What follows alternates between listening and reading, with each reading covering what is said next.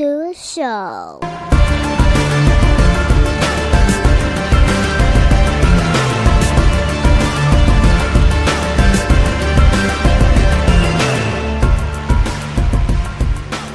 What's going on, everybody, and welcome back to another episode of Off the Mats Podcast. And not just another episode, this is episode 300. And 300 is wild because, as I said on the anniversary episode, I didn't think I was going to pass number 4. I didn't think that we'd even get to 10 episodes. So for me to be saying I'm doing number 300 is crazy.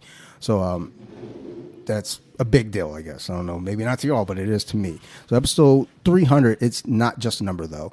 Like it's time. It's recording time. It's mat time. It's effort.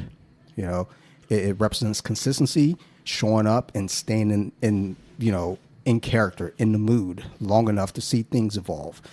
And for this episode, because it's 300 and it's special, the guest also is special to me because this is my first coach, still kind of a current coach right now, actually.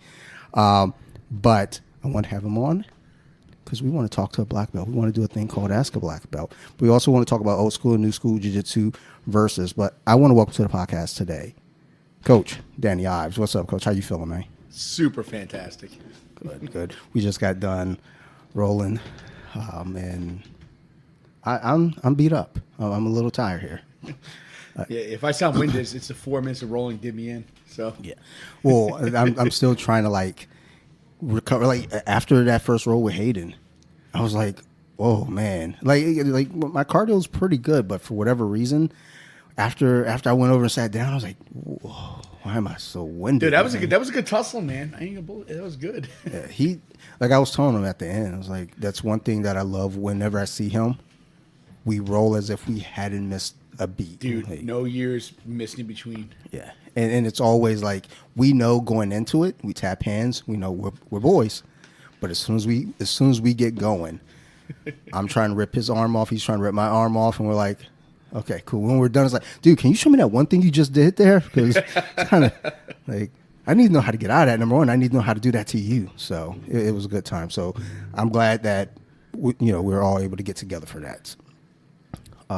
So what I want to talk about here, and like I just mentioned in my little preamble, is just jiu-jitsu, old school style. I want to talk about when I say older days, because I started in 2015? So 2015 or 2014, I'm not sure. So for me, old school even predates before that to me. Thinking about, now I always connected to UFC because that was my introduction. That was most people's introduction. So when I think about before social media became what it is, and we have more information now. So there's less information. We didn't really have YouTube breakdowns. Guards and things were, you have more like closed guard, cross collar chokes and smash passing. Whereas now it's like octopus guard and squid guard. Like someone dropped to squid guard yesterday on me, and I was like, I don't know what the fuck you're doing right now. I just disengaged. I was like, let me just step back, and then we'll figure life out. But I do want to, kind of talk in that realm a little bit beforehand. So for you coming up, what defined like jiu-jitsu when just going through the ranks for you? I think that if it worked in a fight, then I generally was okay with it. I think when it comes to modern day jiu-jitsu and the old school stuff, nothing's really changed for me. It's like what works in a fight versus what doesn't work in a fight. What is fluff versus what is real stuff. That's I think the most important thing. So back in the day, if it worked in a fight, I was about it. If it didn't work, then I was not about it. Yeah, that's kind of how I think about things now. It's like, well, I always think when people say, oh, jiu-jitsu doesn't work in the streets, I'm like, but I always kind of look at this bigger map of things, like, again, situational awareness, knowing how to just apply pressure in a certain situation. Not like, oh, like you can't just shoot a triangle in a street fight. If you shoot a triangle in a street fight, you deserve to get punched in the face. Like, you earned it. I actually did shoot a triangle in a street fight, and I got picked up and slammed on my head, and I ended up choking the guy unconscious, but then I also went unconscious from being concussed. So yeah, I mean, I used to take whatever I learned in jiu-jitsu. I mean, most people know, like, I'm from a rough area of Philadelphia. So basically, whatever I learned in jiu-jitsu, I would take it to the streets and test it. So I knew kind of what worked and what didn't right away. And triangles would not be my first go-to. Yeah, that you seem the type. It's like, all right, You see the scars, you know, man. Like, let me just go out here and like No, see what's going on. I would learn. You know, I started training. I mean, you know, my story from the last podcast. I started training at a place called Maxercise, and everything I learned. Keep in mind, this is back in 1994. Everything I learned, I would take it immediately to the streets, and I would find some dude that pissed me off or someone I didn't like, and I would pick a fight to see if I could try. And you know, I learned kind of like what worked. I mean, I would say 90% of it did work. You know, most street fights became. That's the reason I started competing, was because it became boring to me to just take some asshole down. He'd roll over to his knees. I'd choke him unconscious. That was it. So that's why I started competing, because I was looking for more excitement, more of a challenge than, again, double legging or like body locking the guy to his back. Rolls over, tries to get up. You put the hooks in, choke him unconscious, fight over. To me, that wasn't exciting. That's why I started competing. Yeah. But I would say, you know, as far as jiu-jitsu is concerned for self-defense, I mean, there's no greater, there's no equal. It is the best. Yeah, I agree. You know, it's like people always.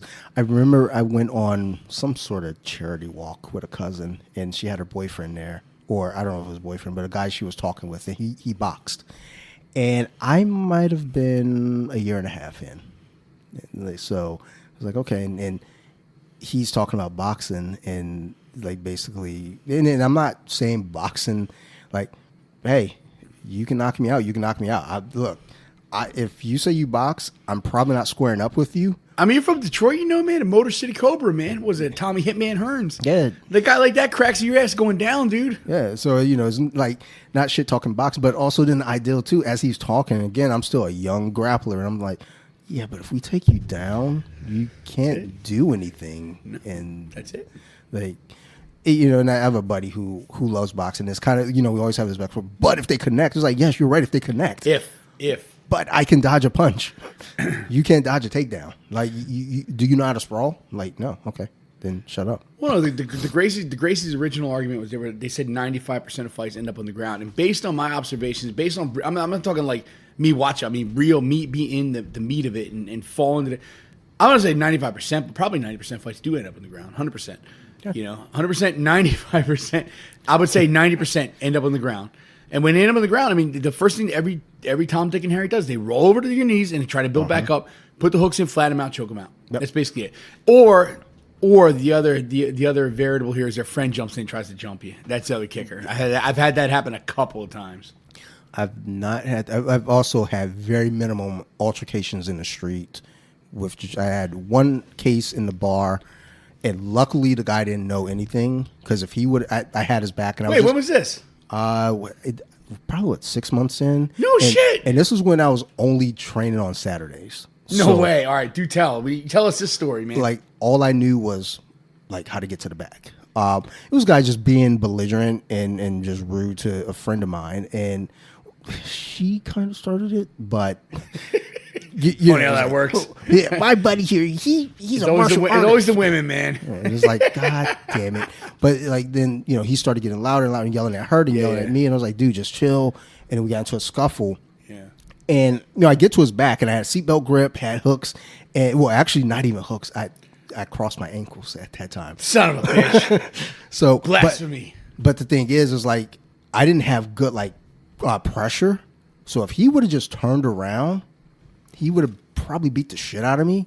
Luckily, someone came over and like kind of separated us, and I was like, and you know, I thought about that years later. I was like, man, that dude, because there's always that thought of like current me would beat the shit out of, you know, whatever year me, and it's like I think about that time. It's like, oh, I would have gotten worked out by Dante even 2 years later, but like even in that situation, I had an awareness. I was like, okay. Like get close, like, you know, chest to back, hold them in tight. My legs weren't tight though, but that was the main one where I was like, oh man, this jiu-jitsu stuff does work in a way of like I don't have to use a submission, I don't have to use any fancy guards or anything. It's just you just have to be able to control a person calmly too, because that was the key thing. I was calm. I wasn't calm afterward. My heart rate was like, my heart's like beating out of my chest. I was like, what's wrong with me? Hey, can I get another shot of Jack? Wait, did you throw one single punch in this fight, or is it No, all- no punches. No shit, no, punches. man. Come on, you gotta crack him at least a little bit. Let him know, man. Well, I honestly, like, I grew up like with like just first instinct hit somebody, and I think by this point where I was like 38, so it was kind of one of those things like I don't really want to like hit anyone because the big thing is hurting my hand. It's like I'm not trying to get injured. I want to point this out, man. For those who don't know, the guy who runs this podcast, Dante, he is a street dude, man, like through and through. My sweetheart. Yeah, he might be that too, but he's also he's a Detroit guy. He is a street guy. So I'm laughing. I'm like, you didn't even swing once. He's like, nah, I just controlled him. To me, that blows my mind, man. I was also getting to that point where I was calming down. Yeah, like, yeah. I was really. Wait, do you even calming have a down. calm though, man? For real, do you have a calm? It's there now. It might be. I don't know, man. I feel like you hide it well, but you're crazy as hell, dude. I like the calmness that exists now is more of a like so before training.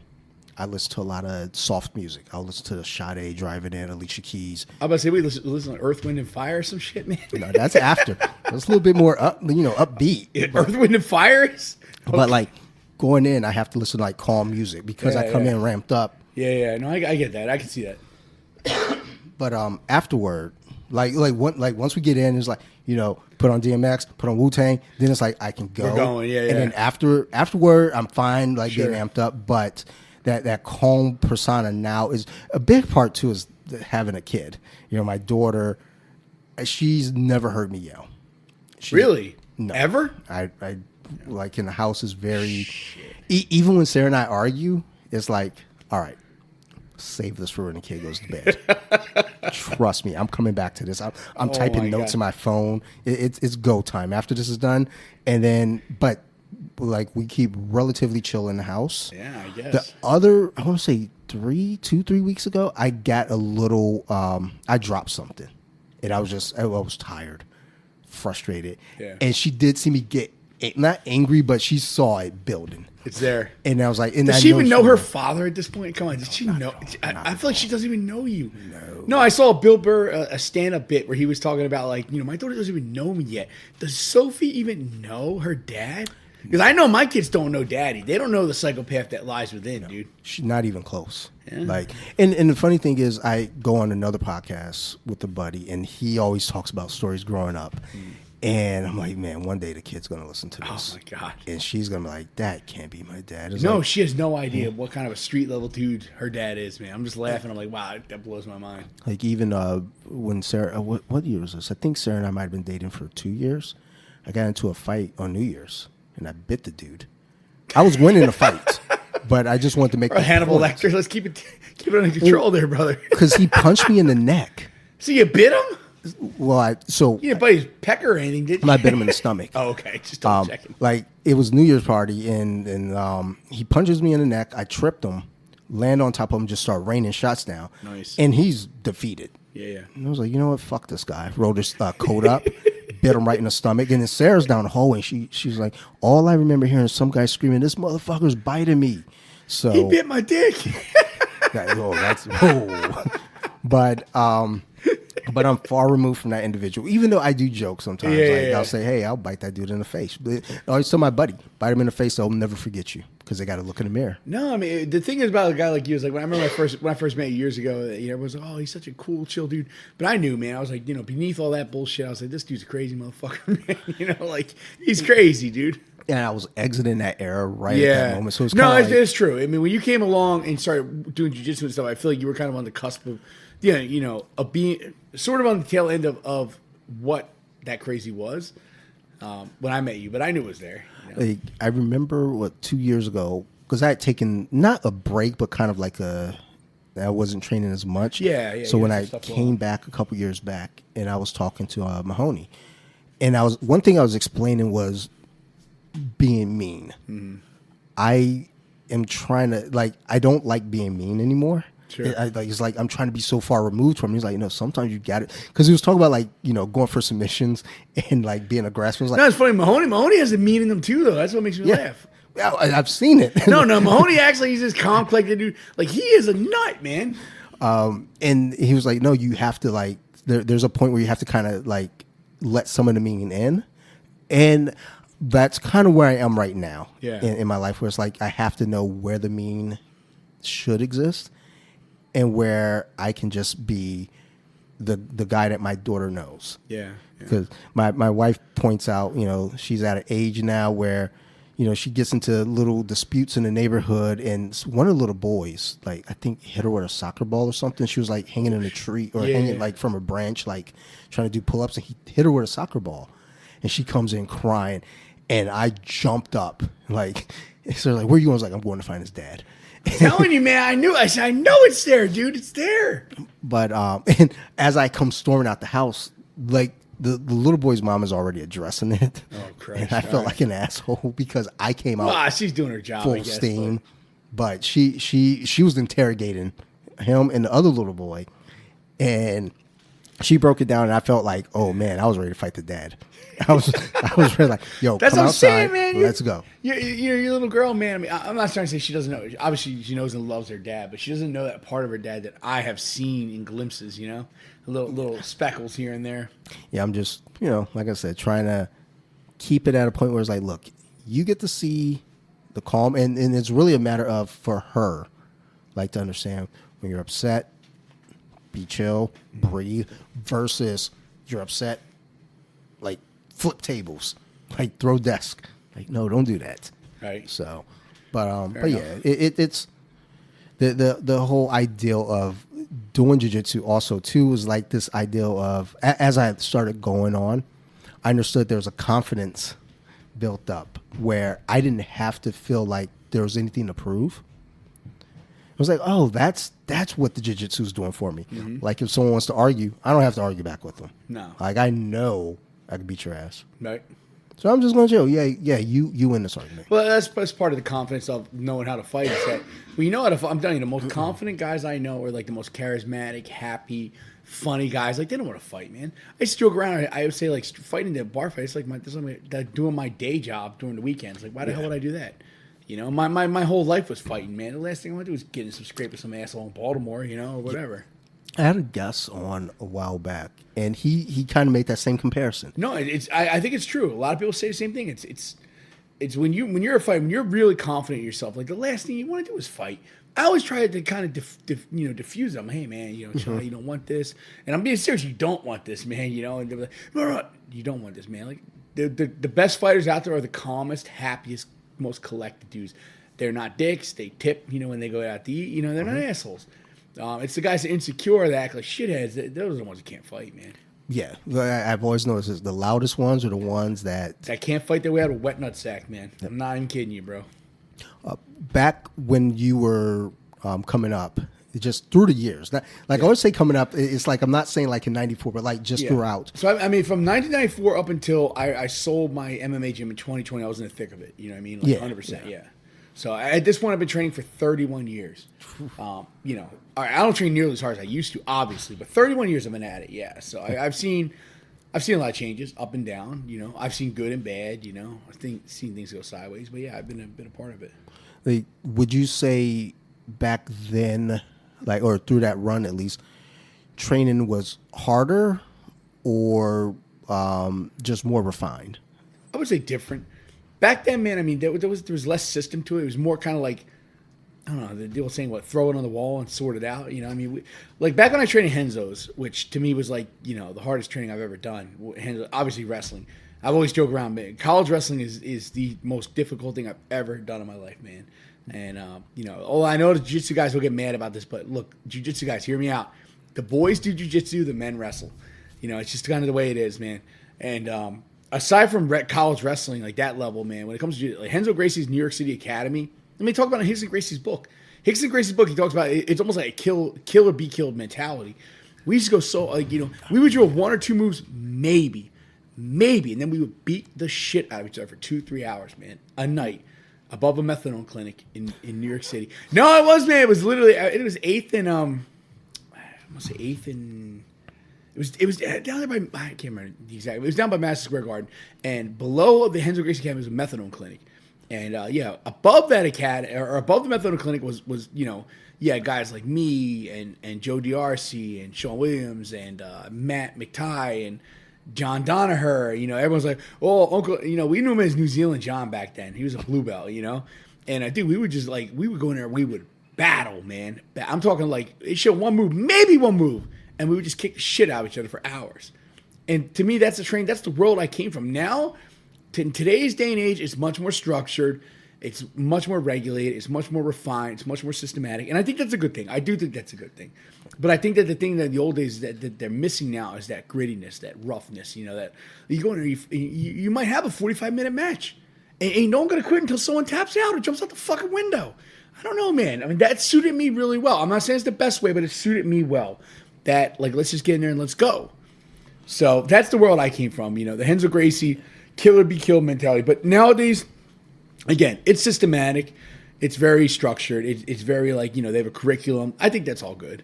Yeah, I don't think that's a bad thing.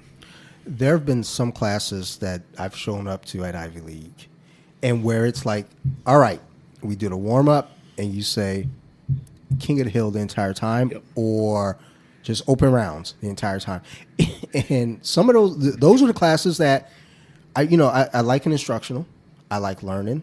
Yeah. But there's some days where I just need chaos, and also with that though too. All right, now you have an hour to test and work on things versus we'll go through the moves, we'll drill it a little bit, we'll do some situationals, and then it's time to go home. But once you say we come in 3 weeks later, it's like, all right guys, we're gonna do some King of the Hill, and I remember the first couple times fuck, I don't want to do this. But then once I started getting used to the idea, this is helping me pass guard. This is teaching me how to pass guard. I'm all in for this. I loved it. And it was like, okay, it's time for some open rounds. We're just going to war. It was like, all right, let me go find someone. And sometimes it'd be Hayden. Sometimes it'd be it'd be Huggy. It'd be Kyle. Yeah. And it's like, all right, let's go to war. And how much I was. It's like how much of it that I've learned was I putting into that? I don't know. Maybe it's mostly scrambles. Sure, it was the early days for Dante. It was definitely scrambles. You did scramble a lot back in the day. I'll give you that, man. You and Huggy. And Huggy, if you're listening to this, buddy, I love you, pal. I do. I love you to death, Huggy. But you are the scrambling motherfucker, man, of all guys. You and Dante are the guys. When we would tap hands, I knew we're going to scramble. I knew that there's going to be, at least for me, there's going to be no setup for anything. I have to catch them. Yeah. So, but I liked it. No, and I think that I'm not saying that's the best way to do things. It's the kind of the world. I had partnered up with another program, and they're like, oh, you need to get out. I have it all live rolling the whole class or things like that. I'm like, but part of it is that's what develops character. If you can't handle rolling, getting after it, and really battling, man, maybe jiu-jitsu is not for you. I don't know. I have different takes on. I'm not I know jiu-jitsu is for the common man, but the common man also needs to know when to sack up and it's time to battle, man. Yeah. And I always thought that was kind of a lot of guys are like, oh, that's how you're gonna lose students. But listen, man, I'm not trying to lose students, but they need to learn how to be tough. If they can't be tough, then I'm sorry, you're a pussy. And that's the end of it, That was always kind of my thought early on too. It's the ideal of this is hard. Yeah. So if you quit now, you just admitted this is hard and you got beat by this versus I'm going to try to stick this out. I'm going to try to battle through it and learn. Yeah. Because if you quit, it's like, oh, man, this is hard, so I'm going to quit. It's like, then what does that say about you? No, I mean, and I don't want to paint, there are people that need to be built up slowly and steadily. And, True. And I understand that. But, at the end of the day, man, I mean, you really know, if someone breaks in your house, are you be the first one jumping out the window to run away, or you be there to defend your family? Things are tough, you've got to be able to get in there and kind of go. Mm-hmm. And, I always talk about my wife. My wife, man, we get it, but that girl is tough, and she will battle, you know what I mean? And that's the thing, I respect, I don't care how talented you are, I respect how tough you are. Can you be a good nail? Because everyone can be a good hammer. Everyone can be a good hammer, but can you be a good nail? And that's one thing with my wife. She is a phenomenal nail and can be the hammer. It just kind of is what it is. Yeah, that's, and I can speak from experience in training with her. It's today, I've got a neck injury, Which you should have sat out for, but you know, you don't listen for a goddamn. Just like my wife, actually, coincidentally, neither one of you guys listen for shit. Well, and when you paired me up with her, I was like, you're like, do you need to sit down? I was like, well, no, because like there's a trust there. I know, like we're gonna go hard at each other, but we also know the limits with each other. That's fair. But it's always a battle. Yeah. Like I always say, I struggle with her. Yeah. They're like even with Hayden, there are points where it's like, oh, I can pass this dude. Like with her, it's like I should be able to pass her, not because she's a woman, but it's like I'm stronger. It's the fight, like, man. It's the fight. But like one thing I always say with her is like I can't out technique her, so I have to try to like outsmart. And it's like, and even with that, it's like okay, like I got to figure out a way around her. So you know, and that's toughness in all of a nutshell. For her. I'm telling you, even like okay, Huggy's a good example, man. My guy, if you don't know what we're talking about, Joe Huggins. Great dude, man. Look, that guy is tough as shit, man. He is one of the guys. He might not even know what the hell to do, but he will fight you for every position, and he's the kind of guy. He's made so much stuff work just being a tough, gritty ass Chicago crazy motherfucker. You know. It's same thing with Coach Keith, another one, man. You know, whatever he might have lacked in talent, he made up for just being gritty as hell, dude. Yeah, you know. And again, that goes a long way. I always say that people who do jiu-jitsu, who train jiu-jitsu, it's like this is different. You're a different breed of human, and it's not even like, oh, I took a few classes at the YMCA or down at the local gym. Like if you're training for a long term, you are a different breed of human to the point where it's like, can they be surprised? Can they be rattled? I mean, anyone can be rattled, but most folks that I see that train jiu-jitsu go with the flow. But rattled to an extent, though. Yeah. Because a lot of jiu-jitsu guys, even like upper belt jiu-jitsu guys, purple belts, brown belts are pussies. You know what I mean? They can be rattled, but the moment you round to a certain point, they fold. Mm-hmm. They're putty in your hands, you know? The guys who are really good, the guys who are really good are the guys that, like, are just, like, no matter what you throw at them, they just battle through it, man. I went to Brazil. This is a good story for anyone listening, man. I went to Brazil in 2004. 2005, I can't remember. I was dating a girl down there, Tatiana. If you listen, Tatiana, I love you, girl. You're awesome. Congratulations on the new baby. So she basically, we went to a gym it was Osvaldo Alves' gym. And in the gym, when I walked in, I know this is controversial, Andre Galval was there. And I know, look, man, I don't know anything about the SA stuff. I'm just saying he was there. And Jacare Souza was there. You guys know him, the alligator. And the gym space of this place was like 20 by 20. Might even smaller than the place I have over at, the place me and Mr. Ryan built. And dude, in that I used to call it the Iowa wrestling of jiu-jitsu, man. In that gym, I've seen Galval was created there. Jacare Souza was created there. There's a girl, her name is Juliana, another world champion. All created in this gym that was a 20 by 20 foot gym. But they were so damn tough, man. And they would literally do King of the Hill and battle until people were like couldn't even move, like dead on the floor.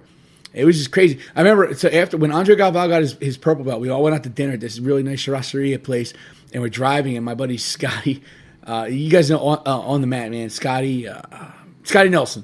He's driving, and Scotty crashes the car under the back of a bus in Brazil, and Galval didn't even make a wink. His face didn't even change. Fred Sapak was there, by the way, another great guy if you're in Vegas and training him, and he's just sitting there. He didn't even no fit because they were so tough and so used to battling, man. And that's the thing, man. Like that gym produced so many champions because it was a tough, hard-nosed gym, and that's what a lot of jiu-jitsu places lack these days. In my opinion. No, I always say that, when it comes to grappling, when it comes to just where you're training at, it's important because it's like, what's the pressure in the room? Yeah, 100%. Like who's like, are you building off of each other?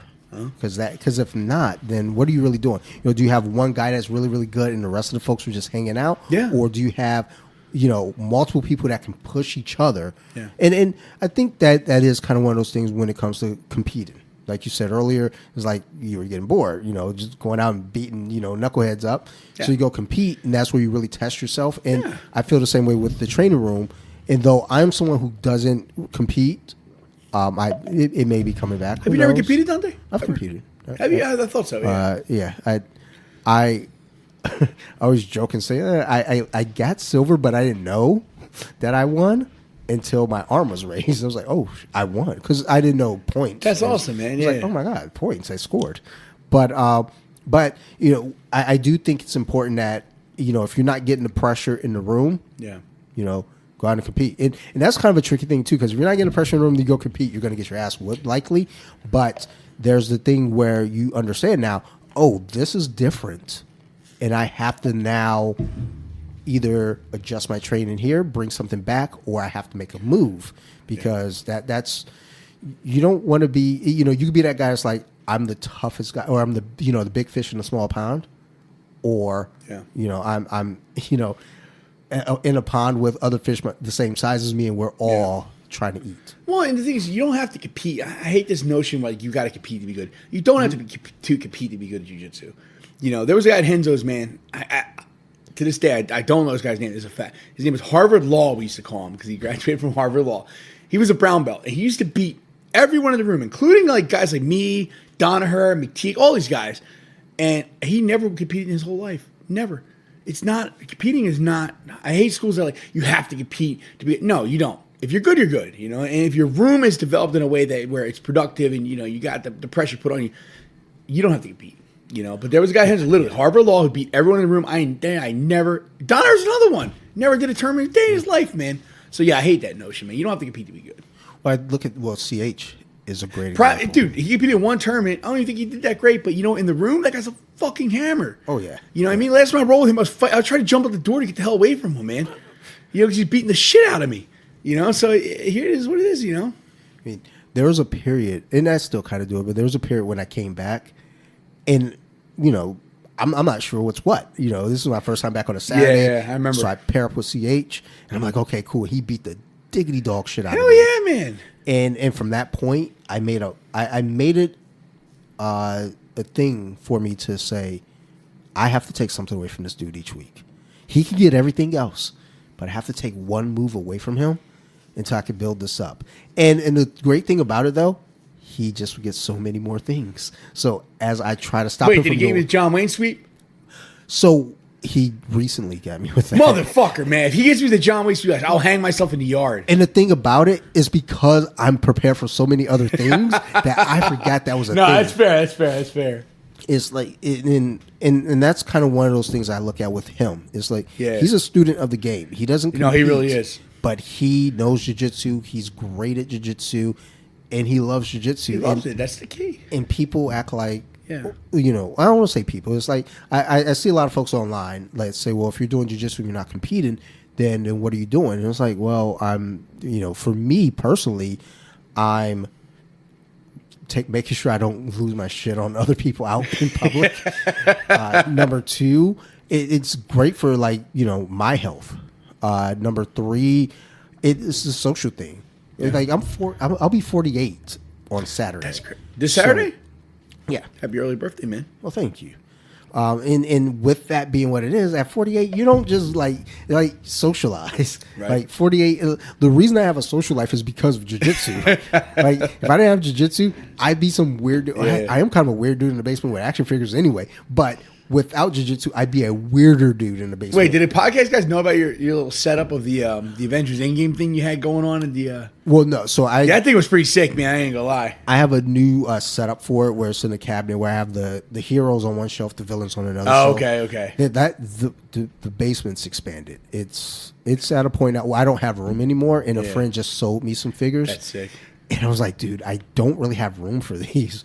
And even when I looked around, I was like, I said to Sarah, I was like, I don't know what to do with these, so I'm going to hold on to them. Yeah. And if I can't figure it out by June, I'm just going to give these back to him. Yeah. I was like, okay, whatever. I was like, yeah. Don't name here. I'll take them from you, brother. It's classic Nick Fury.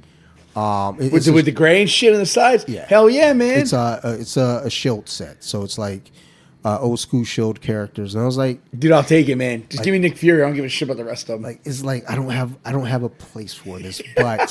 But yeah, the basement's it's one of those things where it's like, even to this point where like people come in, like sometimes I have folks come over to record and they'll look and they're like, oh wow, this is crazy. I was like, yeah, I mean, I don't just do jiu-jitsu. I also buy plastic. No, like meticulously buy these figures and like arrange them.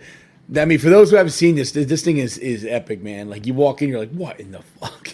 Like Sarah basically said, because one day I was like, "What the fuck am I doing with this?" She was like, "Well, you're curating this museum." I was like, "That's a good way to put it." All right, Hey, there you go, man. museum of my childhood. It's always under the scaffolding, but you're getting there, dude. One day. So one thing I was thinking as we were talking about, just the rooms being tough. Did people quit more? When you're coming up, or were there more folks that just stuck with it longer? Dude, honestly, I couldn't even tell you, man. I would venture out the guess that more people quit back then because I mean the training was so rough, it was so unstructured and so I don't know what the word would be, man. Segmented. Like it was like you show up and say, you didn't know what the hell was going on, man. A lot of days, I don't think they knew what was going on. Like Henzo, that's the thing about Henzo too, man. What I really respect about him is he was the kind of guy like maybe he didn't teach that much. But he would come in, he would bang out with, he would get in there and roll with everybody, Like, I would, I have stats to prove this. I can't back this up statistically, but I would say that probably more people quit back then because it would just, you walk in, you know what you're. I was crazy, man. I walked in, I wanted to battle. That's what I was looking for, and I wasn't really looking for the structure, and I wasn't really looking for the kind of systematic approach that a lot of people today probably are. But so yeah, I'm gonna say more people quit. So I wonder if I'm wondering if I'd started today, if the mindset of me would be like, I'm looking for structure. I mean, if you were looking for structure back then, no, God, no. The Gracie Academy was really the first gym that kind of brought structure to the table. I mean, they were. Other than the Gracie Academy, I can't remember any other gym that really had that kind of, that structure, that setup available. I really can't think of it. I'm sure they probably were out there, but it wasn't. I don't remember any of them. I think so. The first gym that I ever encountered was Ground Control out in Colombia. Yeah, and great gym, by the way.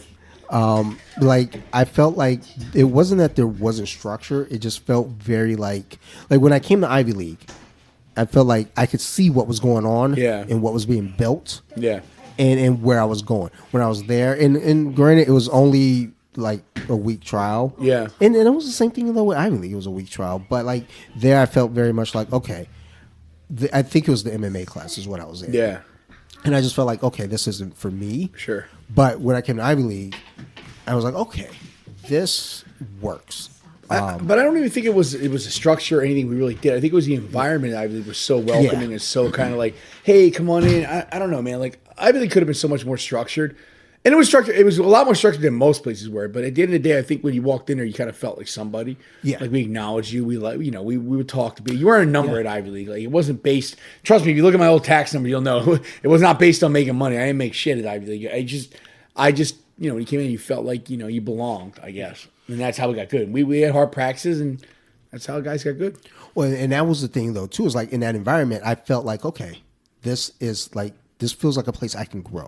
And this isn't the trash Ground Control. I like no Ground Control. That's an excellent program. John Rollo, if you listen, buddy, I love you, man. There's so many people that I've met there that are so awesome, and even the training there was good. Like I was like, oh, this is awesome, but it wasn't for me. But that's the thing is you can have two different people go to two different gyms. One person like one and not like the other. I mean, that doesn't make one gym better or worse. It just everyone has different tastes. Yeah. Some people they love what Ground Control does, or they love what Randori does, or what 88 does. And other people don't. I mean, it doesn't make one gym better than the other. You just got to find your foothold and everything, kind of run with it. Yeah. One thing looking back at like kind of the culture then versus now is like there's always felt like the respect was quieter. Yeah. The belt promotions felt rarer.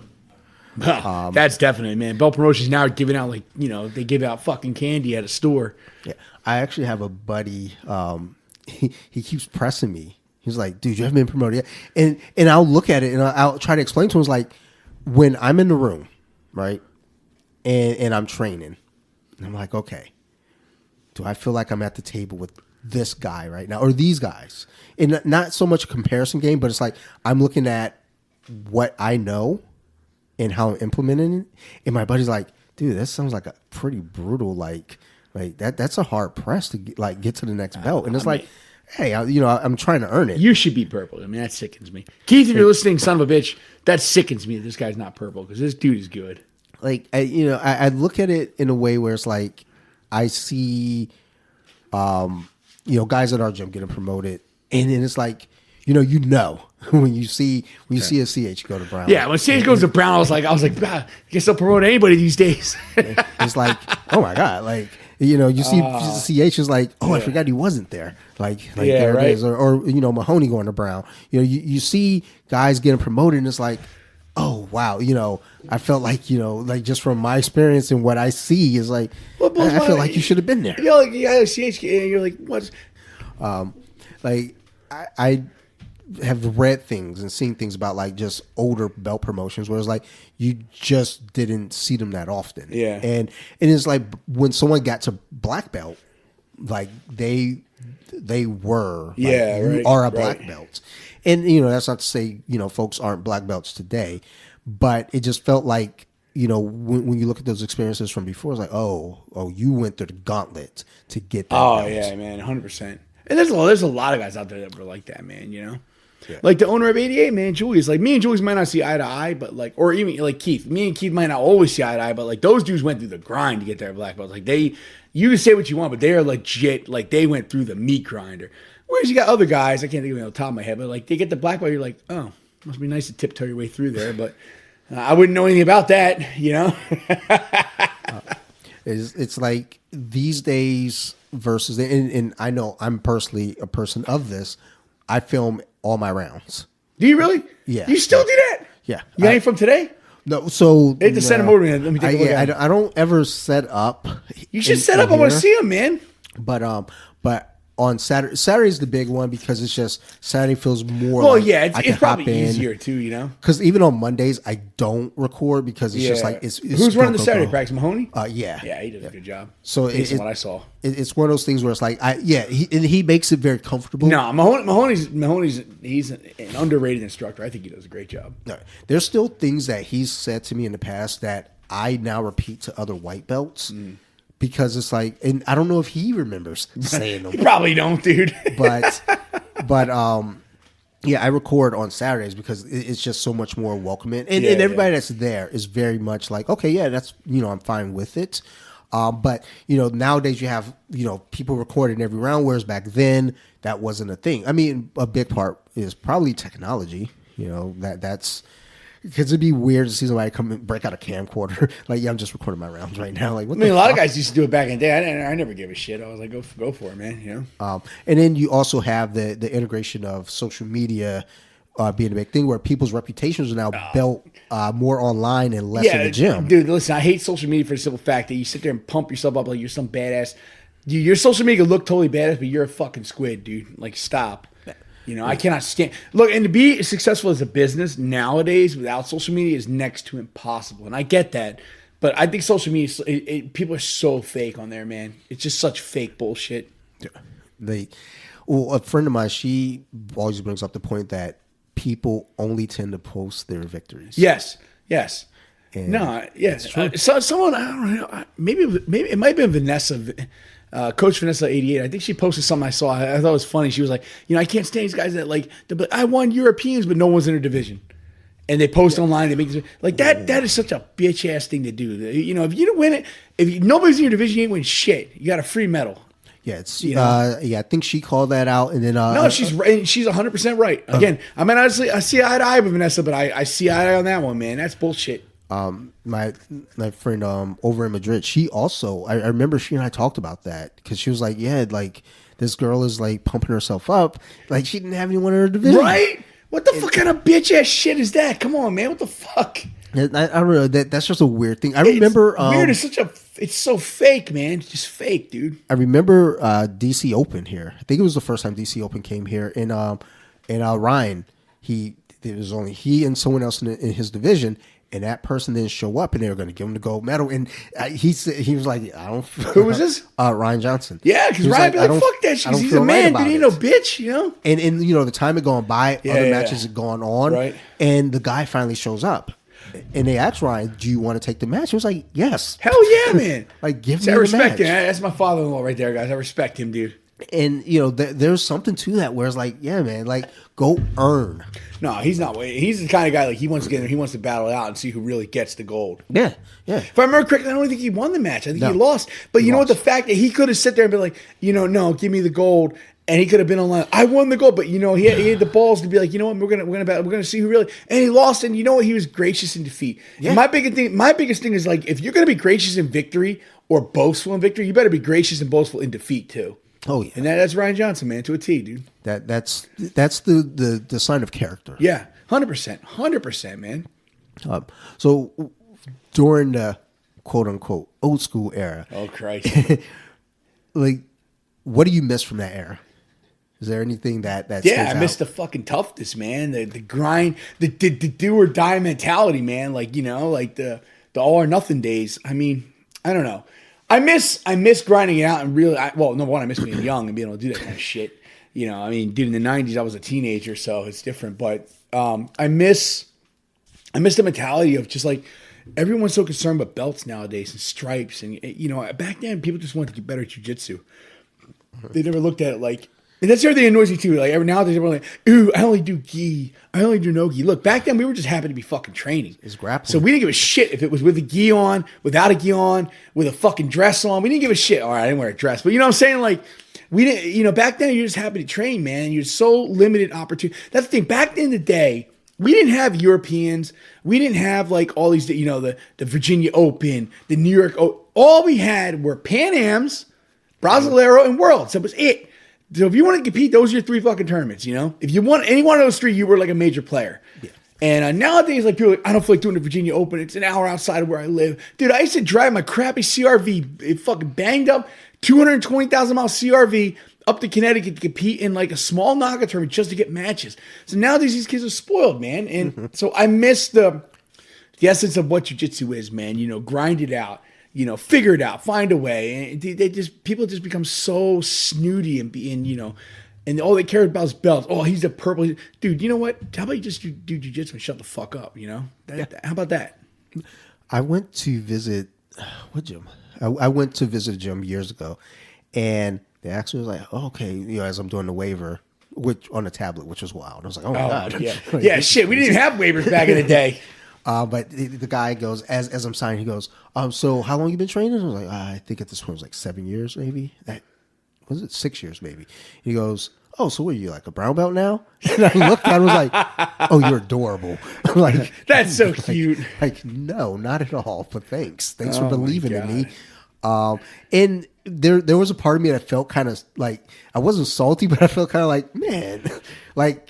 And then I had to remember, it's like, I'm not worried about me. Well, the problem that I'm having right now is I'm worried about what he's thinking. And I shouldn't care about what he's thinking. Yeah. And then I went out there and started beating the piss out of all the blue belts until like we got to no-gi. Then like we're all sweaty and like then they started leg locking me. I was like, oh, whoa, wait a minute. What are we doing here? Yeah, you getting that 50-50. You're like, oh, fuck, he'll got me, man. Like they put me in 50-50. I was like, and this was still new to me. I was like, I recognize the position. Yeah. But I was like, I didn't know any like base to it. That's actually, if you really want to know the biggest difference between old school jiu-jitsu and modern jiu-jitsu, it's the leg locks. It's nowadays, like if someone gets you intertangled in like a 50-50 or something and they go for heel, like that's it. Match is over, man. You know, like the leg lock game has become so intricate, so complex that, you know, like I obviously I worked for Naga for 2 years and I would tour around the country. I drove, you know, I have a CDL Class A license, so I would drive their big truck around and I would referee the tournaments. I met so many wonderful people. But one thing I remember like was just how many matches ended in heel hooks, toe holds. You know, the moment they got wrapped up in these leg locks, that was it. But my thing is with that is that if you're in a real fight and you go to attack, they're gonna punch you in the face. So there's gotta be like there's got to be kind of a middle ground there, you know what I mean? Yeah. So I think that the biggest difference from, as far as technique goes from old to now, is now, guys invert, go to leg lock, match over. Yeah. You know, from what I've seen. Especially like a place like Texas, California, New York, New Jersey, you know, even Maryland. That's it, match over. I remember there was some guy, I don't think he ended up signing up, but normally like when someone new would come in, you have myself or Naomi work with them. Yeah. And I worked with one person. Naomi worked with another guy. And I remember her asking him at the end, is there any questions that you have or, you know, concerns or whatever? He asked, when do I get to learn leg locks? I think I actually remember that. She was like, well, let's first learn how to, Pass the guard. Let's learn how to do a sweep before we get into heel hooks and variations of heel hooks. And I remember just thinking, I was like, oh my God, and this is where this is going now. Like, no, I mean, like it is. I'm not one of them guys like, well, back in my day. No, I mean, like the way the game is now, it's you go over. My biggest thing is what kind of goes back to what I said in the beginning. What works in fights versus what doesn't work in fights. And if you go for a heel, you roll an easy, they're gonna punch you in the face. So I kind of feel like, although for grappling and stuff like that, yeah, it's fine and dandy, but you really need to work on position, getting on top, maintain mount, side control, back takes, that kind of shit, before you even start diving into, inverting to a fucking heel hook or something like that. But that's just my take on it. Yeah, I always think about the ideal of what's going to keep me from getting hit. Yes. And that's, you got to look at, like, I think my buddy trained Marcelo Garcia, who obviously he's an icon of jiu-jitsu, a heck of a nice guy. And he said that he asked Marcelo about how he, like, went about his techniques. He always said he asked himself, like, what would work if the guy's punching me versus not punching me. I thought it was a really interesting way to look at it, man. But, I mean, obviously the guy's brilliant. But you have to ask yourself, when you're rolling around to jiu-jitsu, if you're doing jiu-jitsu for self-defense, for practical purposes, you have to, when you're rolling around, you ask yourself, like, can I get hit here? Can I get hurt here? Can I not? If you can get hit and hurt, maybe work on something else. I don't know, man. Everyone has different takes on it. Well, I liked when you would have like an officer, like a local officer, come in and give them private lessons, and the techniques that you were showing them exemplified just that. Just simple stuff, basics. Yeah. What does the saying, man? Kiss. Keep it simple, silly. Yeah. That's the thing. It's just, I'm by no means like, dude, the inverting, all that stuff, it's fine and dandy. The worm guard, octopus guard, it's fine. But you have to understand, like, what works versus what doesn't work. What do you need versus what do you not need? And you have to really ask yourself what it is you're looking to gain. But if you're looking for practical self-defense, I mean, the basics, look at Hodger Gracie. Man, guy kills everyone, just basic shit. Cross choke, mount. No one can get him out. Now, granted, he is strong as shit, I'll admit, man. But, it's basics, dude. That's it. And that's one thing I always try to keep in mind when I'm working on fundamentals. Is like, well, Hodger Gracie, he wins tournaments with everything with fundamentals. Everything, man. Probably would have did a lot better at MMA if stand-up wasn't so shitty. But, I mean, like, dude, look, if you know some basic wrestling, a few basic boxing, you know how to throw a jab, you know how to throw a cross, overhand, you can bob and weave a little bit. And you know some basic jiu-jitsu, I mean, you're set, man. Yeah. Some asshole gets out their car swinging, some proud boy gets out trying to swing on you, man, you fucking take that guy down and choke the shit out of him, Easy work. They're probably, like bad cardio, overweight. Probably just trip them anyway. We are talking about the proud boys after all. Not exactly the pinnacle of fitness, but just step inside, trip them, they'll fall. Yeah, I mean, dude, a stiff wind and knock these assholes over. But you got what I'm saying, man. Yeah. And that's, one of the things that I look at between the two eras is just, again, we're doing a lot of different types of jiu-jitsu, and there's nothing wrong with that because, again, we got a lot more competition jiu-jitsu going on, and that's fine. That's, it's the ideal of building the sport almost to a spectator style thing. But nobody wants to watch jiu-jitsu, though.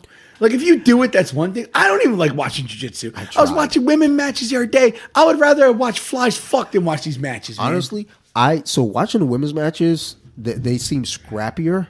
Actually, women's matches in a lot of ways are more exciting than men's. Men's matches are terrible, dude. I'm sorry. Like, I don't want to watch two dudes wrapped up in like a 50-50 for 9.5 minutes. One guy gets on top, gets an advantage, and wins. Dude, it is awful. I would literally rather watch paint dry than watch that shit, dude.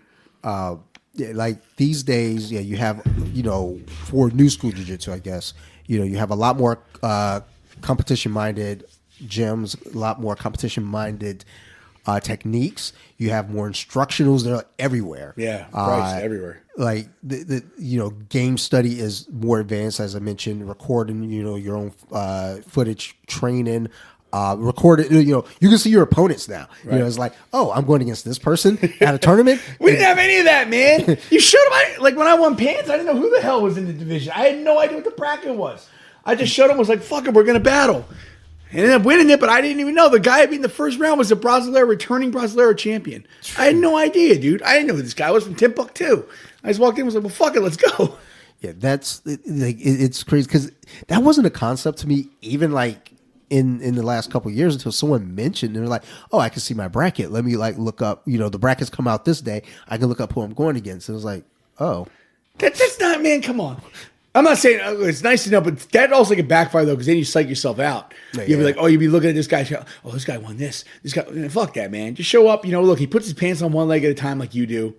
Let's get down to it. As long as he's not for fucking Asgard or Wakanda, we're good, man. We can fucking roll. Let's go, dude. Even if he is from there, who gives a fuck? Yeah, I mean, well, that's the whole thing. It's like, okay, this is a challenge in front of me. I guess I got to go with it. I always look at that. I mean, I know this is a safe zone when I'm in training. But like, I look at CH. He's always one of my first roles on Saturday because it's like, well, look, you're the tough guy in the room right now.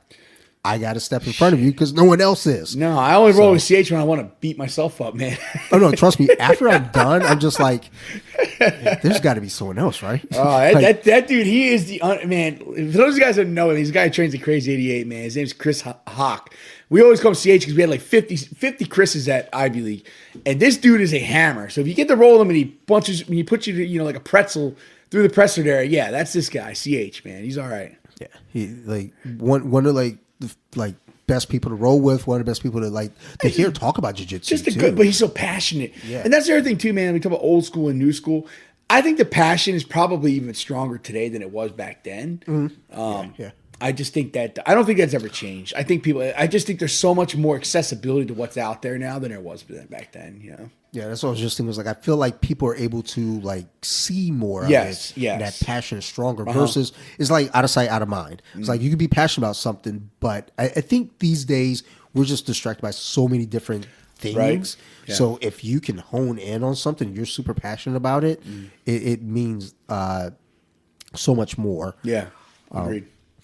The average blue belt today, do you think they're more technical than the average blue belt back then? Oh yeah, without question. So Maybe not as gritty and tough, but Yeah. they're definitely as technical, way more technical. They know a lot more. Again, accessibility. You have the internet. Go to YouTube. Like, dude, I used to have to order tapes from a guy named Pagita in Brazil, man. I would have to order tapes. He would mail me from Brazil of the latest matches. By the way, latest, I meant like they were like 2-year-old events or whatever, man. Now like a match happens the next day. It's on fucking YouTube.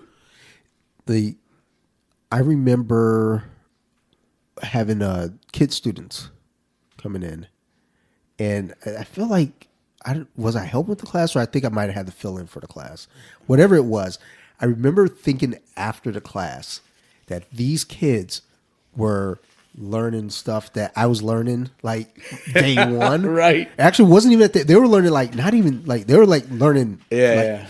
And I remember just things like, man, like these kids are gonna be able to beat my ass in a couple weeks. I used to always tell them when we do we did Night of Ninja, it was like a sleepover event. I used to always tell them to get really good. Like, remember, I was always nice to them not to beat the shit out of me when they got older.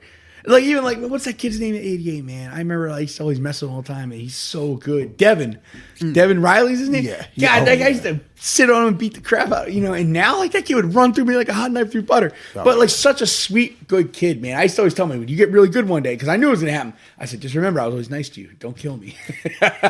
But he's just a good kid, man. It's always interesting to see those kids, especially seeing kids that are still training, like Liam. We like Liam, yeah, just training with him last week and then yesterday, and it is funny because he's got better coaching now too. I mean, he's literally in good hands now. Like his ride was late, and Mark and I were out there, and he was like, "No, I'll be okay," and Mark was like, "No, we'll wait," and like he was like, "No, I'll be fine. Like they're around the corner," and Mark was like, "I've known you since you were a little kid, dude. I've known Liam since he was hot. No, actually, I remember he was born. I remember he came from the hospital, man. I mean, No, he's done as well as he's done now, but crappy coaching. Now he's got good people like looking after him. He's gonna be good, man. He's gonna do all right. He just needed to get someone who actually knew what they were doing to back him up. What's funny, even last week when I had a round with him, he was experimenting stuff. No kidding. And Epps was giving him a hard time. Yeah. He was like, "What are you doing?" He's like, "No, I got this choke here," and he's trying to show it. And I'm just at that moment. This is probably why my neck is hurting. I was wondering what the hell on your neck, but sure. It was like, oh, okay. And what he was doing, I mean, he was in the right direction of what he was trying to do. It was like, I might just be too big for what you're trying to do. But it makes sense. But we gotta get him down here, man. I'm gonna text Liam's mom and see if I can get him to swing down and roll around a little bit. But it's always fun seeing that development and that growth. Oh yeah, it's great, man. It's great. And just realizing, like, the game, I don't think I don't think of it as like, okay, yes, they are more technical these days, but like you said, the blue belts back then were grittier. They're tougher. Yeah, that I think is true. At least I think. I could be wrong. I'm talking shit. I don't know. Yeah, it is weird because it's like, as I started, it was like, well, let's think about the blue belts I encountered. Let's think about Dante as a blue belt too. You know, it's like, what are like The grittiest of the gritty. What do you mean? When I think about Dante as a blue belt, I think like the toughest son of a bitch to walk the stick. You know what I mean? Like, come on, man. Like, I don't know if it's that it's tough. Sometimes I'm a little like sometimes it's like I don't know when to You and John stop. Farley, tough as shit, miss man. John. I know John's a John good is- dude, man. I miss him too. But you guys remind me of like guys like you just go and you go and you go, and it doesn't matter if it's win, lose, or draw. It's go. Even Joe Mann, like he's training Randori now. Good dude, man. Just go and get it, man. You know that's how you get good. Yeah, I don't know, that just always seemed to apply in my brain. Just Yeah. go, just do the thing, do the thing, do Yeah, the yeah. thing, and it's got a click of it because there are things that like I mean, fuck. I remember learning a knee cut years ago, and it just dear. didn't click. Yeah. and then 2 years ago, it finally hit. It was like, oh. I don't know what I was missing before, but it was like now it makes It's sense. that one detail that makes it all go. Psh. And now not that I have a great knee cut, but if I see it, I'm going. Yeah. And you know, That's Coach Keith right there, man. That dude's knee cut is brutal. and even if I don't get the knee cut, you know, there's contingency plans. But also too is like I'm not mad. Like before, it used to be, oh, I don't get the knee cut. Oh, I'm horrible. I'm Yeah. trash. And I was like, I don't get the knee cut. That's okay. I got something else for that ass. Yeah. Like, and I'm going to get you. So I think when it comes to like, you know, not even so much a comparison game, but just like the thought of like back then versus now.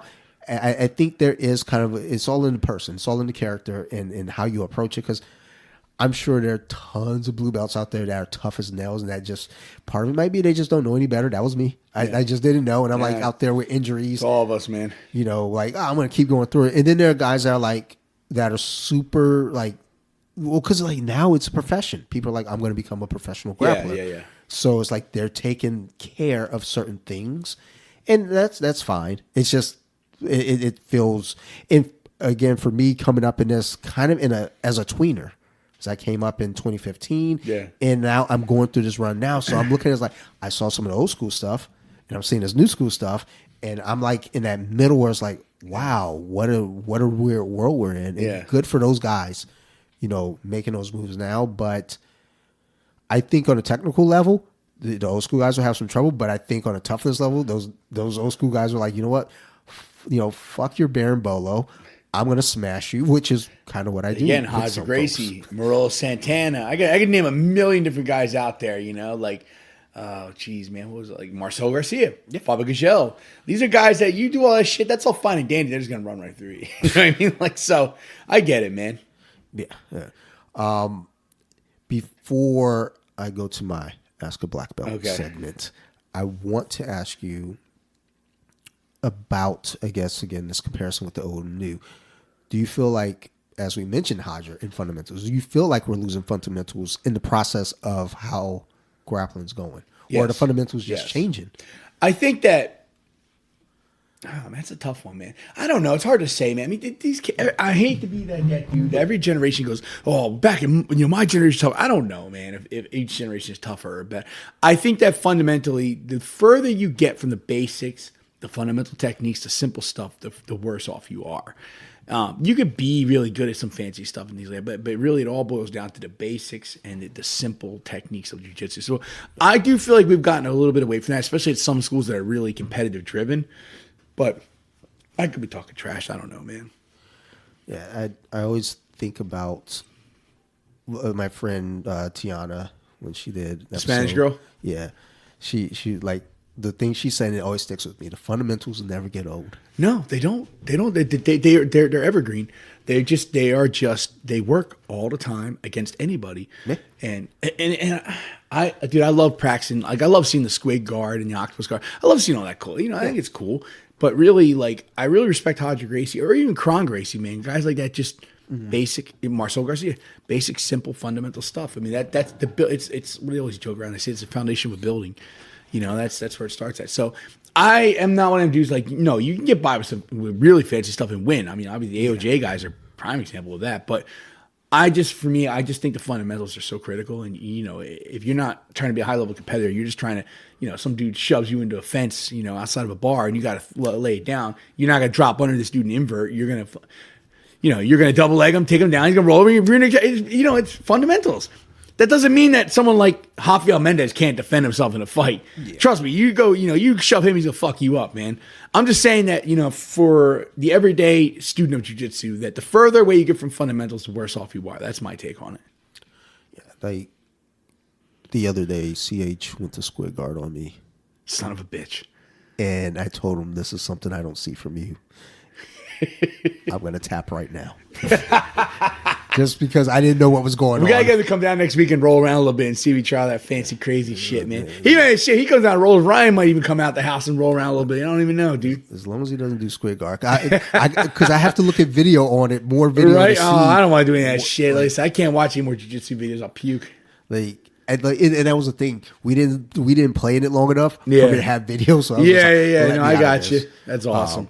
But yeah, I think the fundamentals, they're base, and it's like, look, have them. Don't knock them in. You know, you need it to at least start.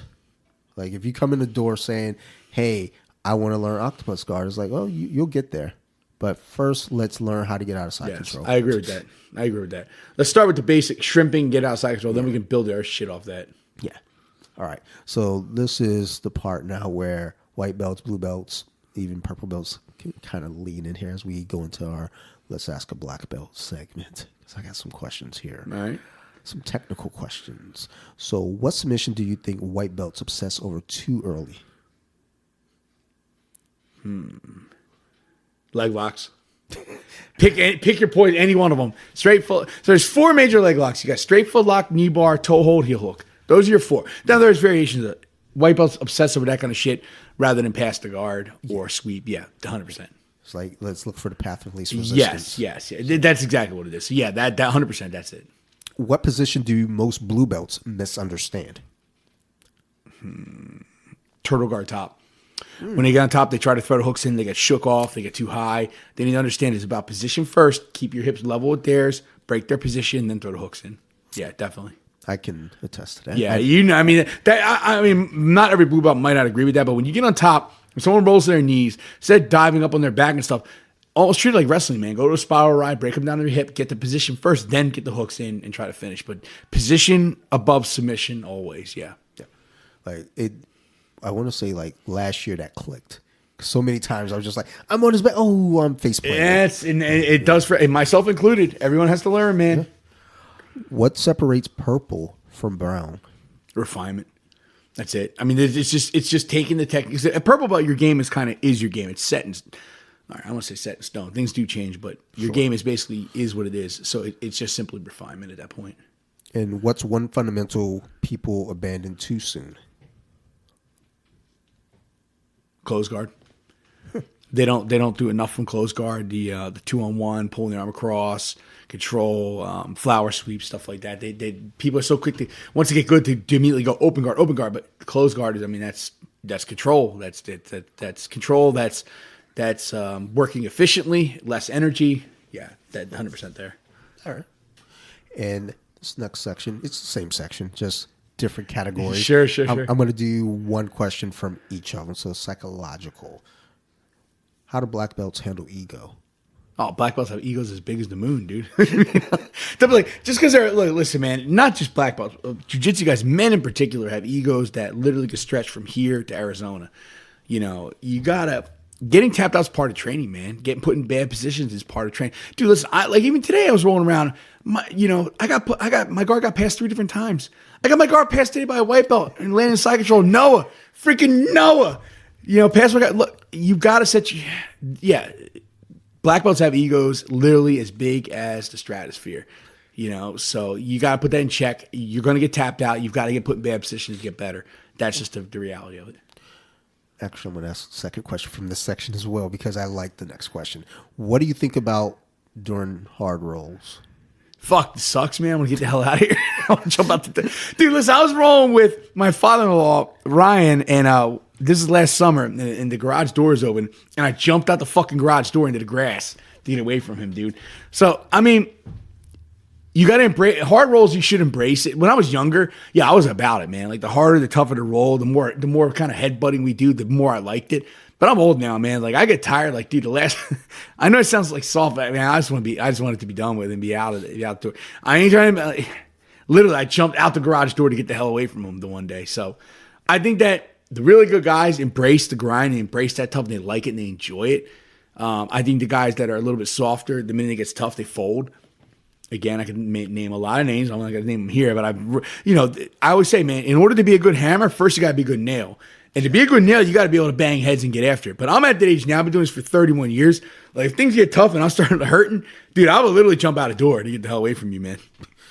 Yeah, I've had a moment where, I'm rolling with someone.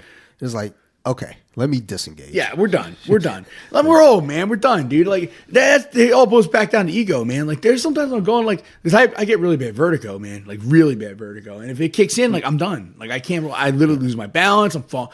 It sucks, man. I get vertigo from being hit in the head too many times, fighting and all that shit. So, I think part of you got to put your ego in check. Like, if things start going south or it's getting crazy, stop. Done, So we do it at the training, at my places. We just kind of chill. If you need to take a round off, take a round off.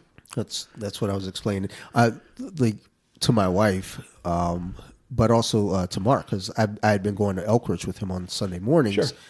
This morning I woke up, I felt like I'd been hit by a car. Yeah. So I was like, I was in no condition to go there. But I was like, I'm definitely going to make the 1 o'clock training because it's chill. It's not totally a grind. Man. Yeah. And even the Elkridge open mat, it's not a grind. It's a grind when you're out there, but there's no pressure. No, there is. When you get out there, immediately you feel it. It's like, yeah. And I'm not. I think who runs that one? Dave Z still runs that. I can't remember. Phil does. Yeah.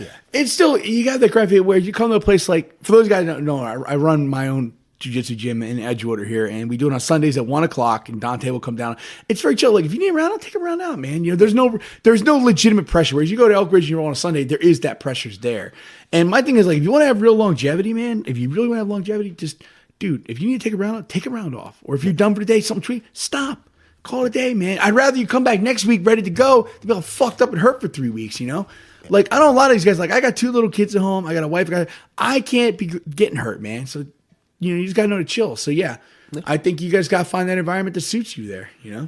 And I do enjoy that Sunday morning. Yeah. Because, again, there's not the pressure to do it. Like when they're doing King of the Hill. Yeah. There's so many people you can kind of just like, yeah, you go ahead and grab that guy. You kind of play your, Yeah. But it's like once you're out there, the pressure's on. It's like it is. It feels different. I don't want, and I'm at the point, I don't want that anymore, man. Yeah. I just want to go out and roll and have fun. So I've been really enjoying. I just roll and have fun. If I get tapped out, I don't give a shit. If I tap somebody out, I don't give a shit. I just want to have fun. I don't want eyes on me. I don't want pressure. I don't want the gossip and all that stupid shit, man. I just want to just have fun and enjoy jiu-jitsu for what it is. Oh, yeah. That's the biggest thing to me right now is just enjoying it. I'm in my enjoyment. Yeah. Like, dude, we don't got to prove shit to anybody, man. We got a wife, we got kids, we got obligations. We're just doing it because we love it, man. We're not trying to get into the Coliseum calls. Yeah, I'm fucking in, dude. I'm in, man. I'll kill them and wear their skin around the neighborhood, but we don't need to do that right now, man. I think that's the key, too. It's like, I don't want to do it, but if I have to do exactly. If you have to, look, I know you don't have. For those listening, Dante will get out there and he will fucking swing the axe at someone's face. But if you don't need to, he'd rather build fucking figures downstairs in his, make so much more peaceful. Yeah, he'd rather make fucking, Nick Fury and goddamn Agents of S.H.I.E.L.D. fucking shit in his basement. It is what it is. For longevity, how should a 40-year-old train differently than a 22-year-old? Pick and choose your roles wisely. Less live, probably more drill. And when you do go live, go with people that are smaller and people that are tame. Don't roll with the teenager as a fucking nut. Just pick and choose who you roll with. And if you're hurting or you don't want to roll, don't roll with them. Don't be afraid to say no. If some dude comes up to you and wants to roll, but he's a fucking banshee, no. Just don't roll. That's how you're going to have longevity, man. You can roll, go light, go like I roll with Dante, man. Me and him roll around, we have a good time, we have fun. But, and we get it that working, but nobody gets fucking hurt. So that's my advice to all the older guys. Pick and choose who you roll with. Don't be afraid to say no. If something hurts or whatever, stop. That's it. Just stop. There's no ego. No one's going to judge you. And if they do judge you, fuck them. Go to another gym. And then my last question. Should everyone aim for black belt? Yes. I think so. I mean, what's the point of doing this shit if you're not going to get to black belt? Now, granted, everyone should aim for black belt, but understand everyone, some guys are going to be able to train 5-6 days a week. Yeah, they're going to get black belt in 8 years, 10 years. They're training 5-6 days a week. Although I was training 5-6 days a week, and it took me 14 fucking years. So, call it what it is. I think everyone should aim for black belt. Yes, 100%, man. But also understand that, if you're a casual student, you've got a wife and kids, you can only train once or twice a week. It's going to take you longer. Just kind of is what it is. But don't look at it like belts, man. Just get out there and have fun. Enjoy jiu-jitsu. You will eventually get there. And the day you get your black belt, it was to this day, other than my son and my daughter being born, this is the happiest day of my life, hands down. The day I got my black belt, man. It's a life-altering, tear-inducing moment that just I can't put into words. But everyone should train and try to get their belt. It doesn't mean everyone's going to get there, but you should train with the intention of getting your black belt. Yes, 100%. Yeah, I think about when you promoted me at a blue belt.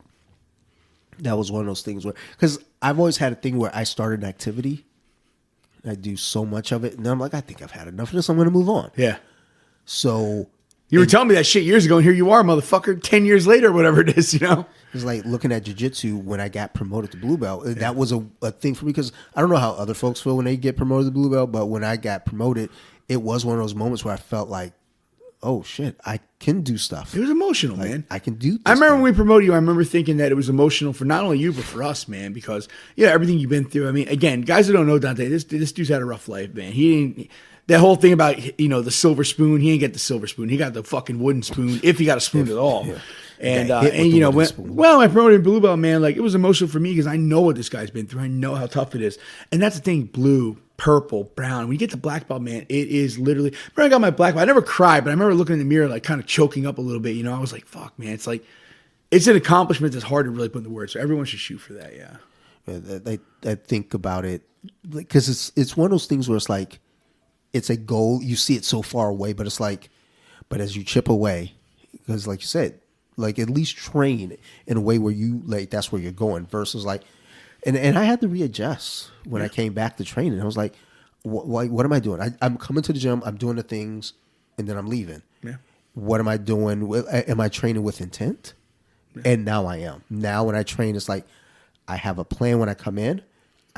Like I'm shooting for the plan. If I don't execute it, can I veer off of it and still work within the parameters? So you always, like look at it now as intent versus – oh, I'm just on the mats now. I'm just going to do these things. I'm going to do a cartwheel pass, whatever the fuck that is. So yeah, it like that moment, when I look back on it, just meant so much. And I remember getting in the car afterward. Well, I remember you promoted me at the beginning of the class, which I felt like, come on, dude, really? Yeah, I make you, feel the pressure now. People, motherfuckers are coming to get you, dude. Oh, it was headhunting all class. Oh, I remember. I'm pretty sure we went to King of the Chief Hill. was trying to kill your ass that day, man. Like in my mind, I was just like, God, but I remember getting in the car and I called Sarah. I was like, dude, like everything okay? Because I never call after training. I just go home. I was like, dude. She was like, you all right? I was like, I got a blue belt. I love it, man. She was like, really? I was like, yeah. I'm gonna go get a pizza now. I love it, and dude. I went and got a pizza. Love it, man. But that, dude, I guess that's it. That's all my questions I got for you, all right, man. Well, I'm glad you guys had me on the show. Thank you so much. Hey, if you live in Edgewood or Maryland or near here and you want to work out on Sundays, no charge. Come see me, 1 p.m., 443-679-8509. Yeah. Text me. I only have limited space, though. I can't have like 20 people in here. So if you're coming, you got to text me and let me know. Yeah, it's a fun time. It's a good time. It's comfortable. It's safe. And it's just chill. Yeah. Like, I dig the vibe. So thank you. And thank you for doing this. I got you, man. Right here. Anything for Dante, man. The build up to this episode has been, I had one plan. That plan went away. I had another plan. And I was like, okay. Like in the contingency plans kind of went in a phase where I was like, okay. These are the folks I'm going to. No, you need to get me and Epps on one fucking podcast. I want me and Epps on one podcast for the shits and giggles that he will bring to the table, and I will support. I will work to make that happen, but I'm gonna need prep time. Or Sonia, bring Sonia Epps on here. That'll be funny too. I need Batman prep time for Oh, this Christ. All right. because I just have to understand. All right, like I have to put a timer. I have to put specific questions. Yeah. And then other than that, it's like say what needs to be said. But I just got to make sure. Yeah, Like, yeah. okay, we got No, this I got window you. of time, and here are our parameters. But let's have fun. I have no with it. parameters. I don't know what EPSs are, but I got none. So whatever. But either way, thank you so much for sharing the time with me, and then as always having me over at the gym, man. Got you, man. Right here. I appreciate it. And for the listeners, thank you.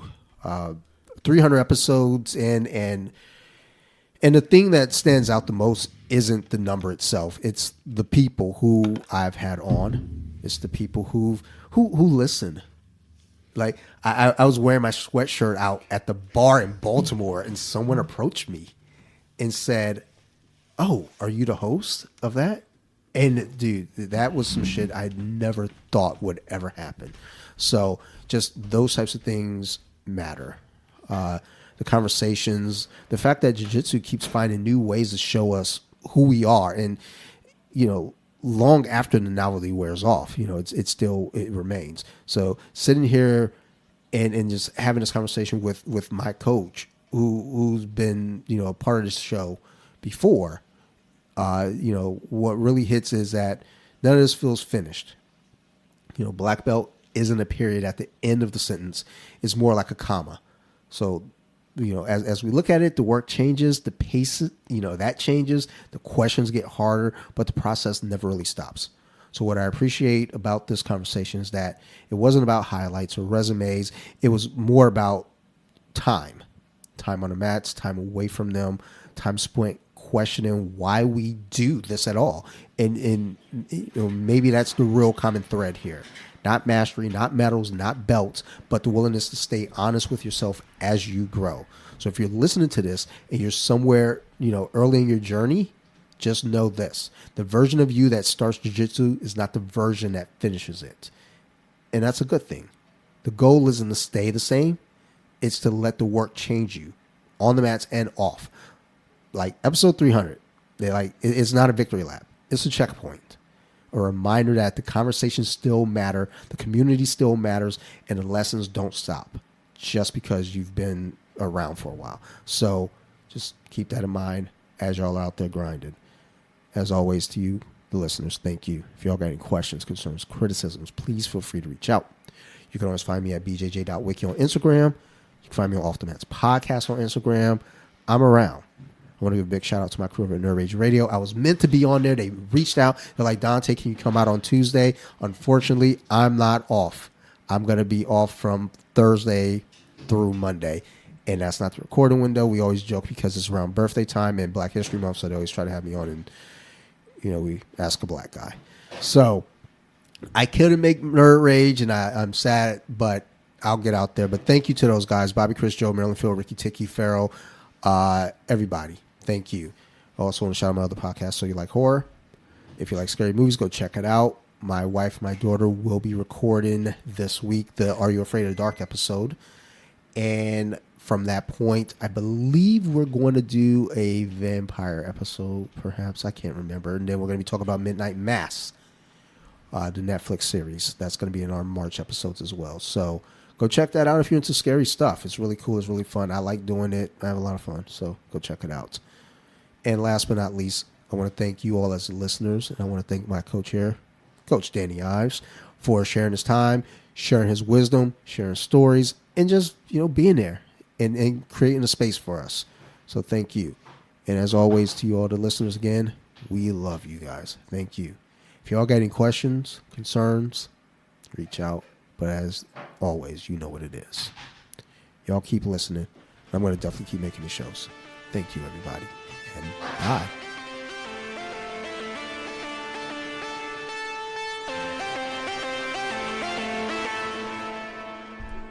Deep with it. Now let me sing a song.